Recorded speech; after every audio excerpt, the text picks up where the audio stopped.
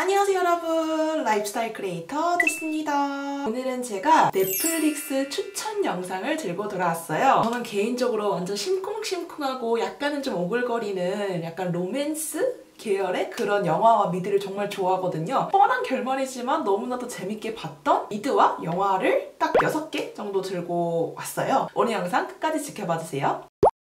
우선 첫 번째는 크리스마스에 기사가 올까요? 라는 제목인데요. 제목에서도 아시다시피 이거는 크리스마스를 타겟으로 해가지고 나온 영화인데 엄청 유치하고 막 결말이 예상되는 설정이지만 계속 보면서 빠져들 수밖에 없는 그런 영화거든요. 남녀 주인공은 여자 브루크와 그리고 남자는 서콜이라는 분입니다. 브루크는 남자친구와 헤어진 지가 얼마 안 된 그런 싱글이고 이것 때문에 사랑에 대한 환상이 완전 깨져있는 상태거든요. 서콜은 중세시대 기사예요. 근데 어느 날 숲속에서 말을 타고서 막 헤매던 와중에 할머니 마법사를 만나게 되고 그 할머니 마법사 덕분에 갑자기 중세시대에서 현대시대로 슝 하고 옮기게 되고 그 오하이오주에 떨어지게 돼요. 브루크와 서콜은 우연히 만나게 되고 브루크는 서콜을 엄청 챙겨주다가 결국에는 둘이 좀 사랑에 좀 빠지게 되고 그런데 서콜은 다시 그 중세시대로 돌아가기 위해서 이것저것 찾아 헤매다가 결국에는 돌아가게 돼요. 그런데 이제 진정한 사랑, 자기의 진정한 트루 퀘스트에 대해서 해답을 찾고서 다시 그 할머니 마법사를 찾아가가지고 나는 현대시대로 돌아가가지고 브루크를 찾아야 된다라고 말을 하게 되죠. 결국에는 그 할머니의 도움을 받아서 현대시대로 다시 돌아오게 되고 둘은 결국에는 해피엔딩으로 사랑에 빠지게 되는 그러한 이야기예요. 그래서 어떻게 보면 되게 뻔한데 뭔가 이 다가오는 크리스마스에도 되게 어울리는 그런 영화이기도 하고 처음부터 끝까지 좀 오글거리지만 설정도 오글거리고 약간 CG 이런 것도 약간은 좀 어설프거든요. 그런데 심쿵심쿵 하면서 볼 수 있는, 가볍게 볼 수 있는 그런 영화예요. 그래서 혼자서 보기도 괜찮고 연인끼리 보기도 괜찮은 그런 크리스마스 영화입니다. 두 번째는 어쩌다 로맨스인데요. 주인공은 뉴욕시티 건축가인 나탈리라는 사람입니다. 얘는 몸집도 되게 거구하고 되게 스스로 외모에 대한 컴플렉스도 많은 그런 사람인데 업무 성과로 주목을 받고 싶지만 결국엔 사람들이 이제 그런 겉모습 때문에 막 그녀한테 커피 셔틀도 시키고 막 베이글 셔틀도 시키고 되게 무시를 하고 하대를 해요. 나탈리는 이런 스스로 인생에 대해서 좀 비관을 하기도 하고 그러면서 살아가는데 사랑에 대해서는 로맨스 영화에 대해서는 막 그거 너무 오글거리고 비현실적이야 라고 생각을 하거든요. 근데 어느 날 소매치기범을 만나게 돼가지고 실랑이를 벌이다가 결국에는 한 대 팍 맞고서 쓰러지게 되거든요. 그래서 의식을 잃게 됐는데 갑자기 또 일어나니까 원래 자신이 있었던 건 현실 세계가 아니라 그 로맨스 영화의 그 세계로 이제 빠져들게 되는 거예요. 현실과 다르게 로맨스 영화의 세계에서는 나탈리는 늘 사람들의 시선을 주목을 받고 그리고 남자들에게 또 사랑도 받고 그리고 늘 일에 있어서는 선두주자이자 막 일도 되게 잘하고 그런 흔히 말하는 로맨스 영화에서 여주인공이 되는 거죠. 그러다가 결국엔 현실 세계로 돌아오게 되고 중요한 것은 자기 자신 그리고 자기 자신을 진짜 사랑하는 것이 뭔지에 대해서 깨닫게 되고 결국에는 진짜 사랑을 찾게 되는 그런 해피엔딩입니다. 심쿵심쿵하면서 보기보다는 약간은 짠내도 나면서 여주인공과 공감도 되고 카타르시스도 느낄 수 있어요. 스스로 컴플렉스가 많았던 그런 여주인공이 그것을 극복하고서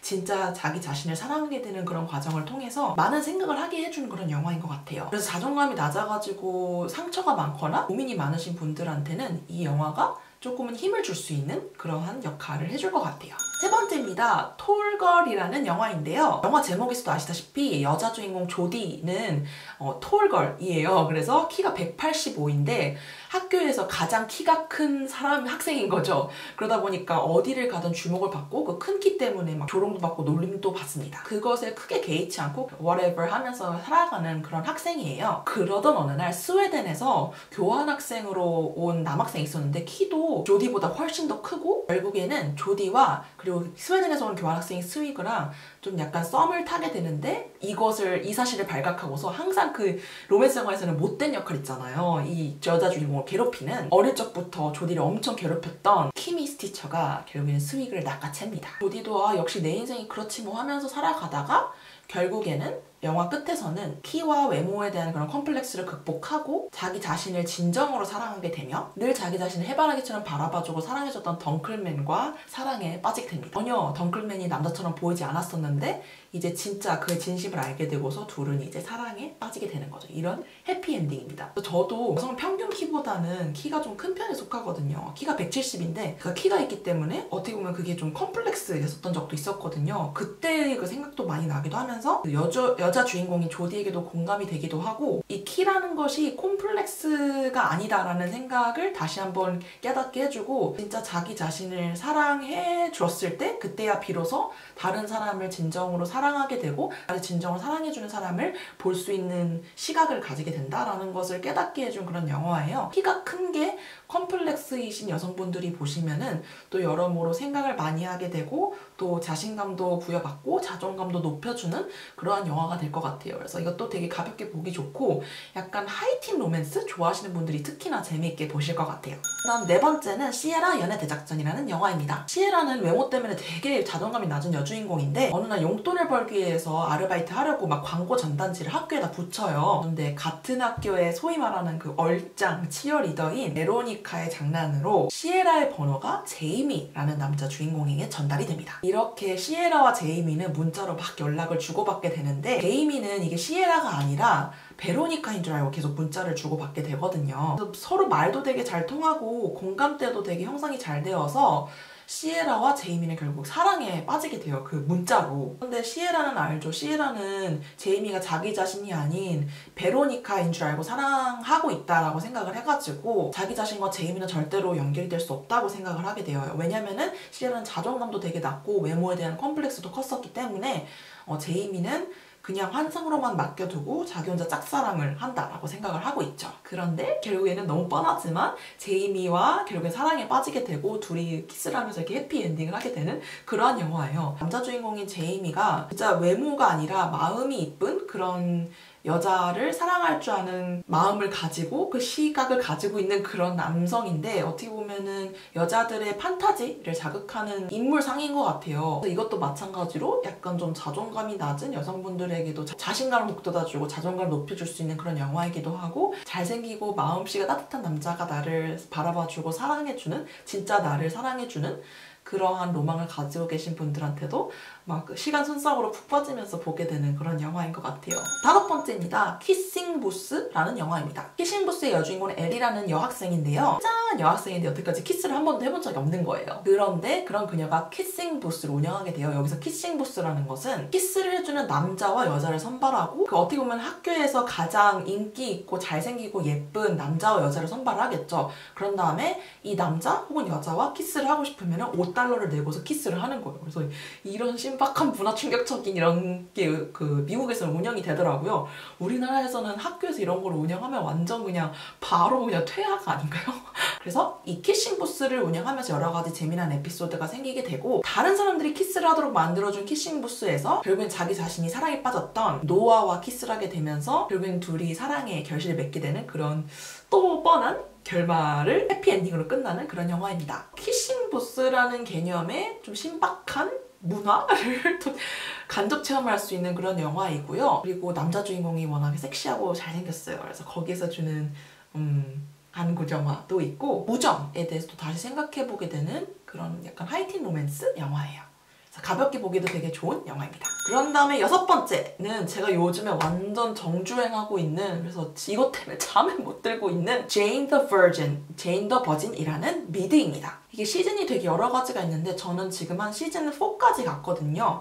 시즌 5인가 6까지인가 있는 걸로 알고 있는데 올해의 마지막 시즌 마지막 화를 끝으로 마무리가 된 걸로 알고 있어요. 그래서 제가 찾아보던 와중에 억울하게 결말에 대해서 스포를 당했는데 정말 시작하면은 큰일 나요. 너무 재밌어요. 너무 재밌어요. 제인이라는 여주인공의 인생에 대해서 그리는 다양한 에피소드를 그리는 그런 미국 드라마인데요. 제인은 할머니의 말씀에 따라서 혼전순결을 정말 미친 듯이 지키려고 해요. 그래서 결혼하기 전까지는 절대로 관계를 가지지 않는다는 철칙 하에서 진짜 혼전순결을 끝까지 유지를 하고 있었어요. 근데 그러던 어느 날 산부인과에 늘 정기검진을 받으러 다녔었는데 갑자기 산부인과 정기검진 받으러 간 날 그때 담당하던 의사가 약간 맛이 갔었는지 제인이 다른 환자인 줄 알고 남주인공 중에서 하나인 라파엘의 정자를 제인의 자궁에다 주사를 하게 됩니다. 그래서 결국에는 정기검진을 받으러 갔다가 임신을 하게 되는 그런 케이스죠. 그래서 어떻게 보면은 Jane the Virgin이라는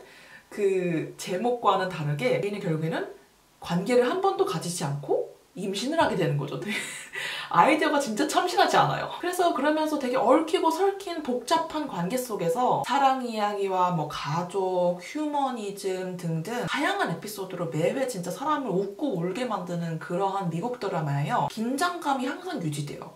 어디서 어떻게 어떤 이야기들이 펼쳐지고 터질지를 모르니까 그 드라마를 계속 보게 되는, 정주행할 수밖에 없는 그런 미국 드라마예요. 진짜 정주행 각인 미드이고 여러분 이것도 진짜 완전 강추입니다.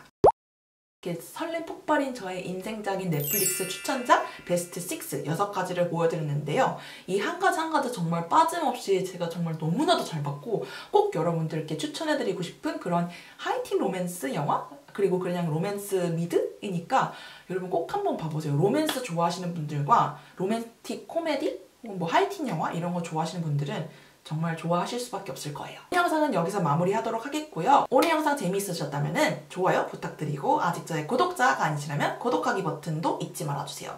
그럼 저희는 다음 영상에서 다시 만나도록 할게요, 여러분. 안녕.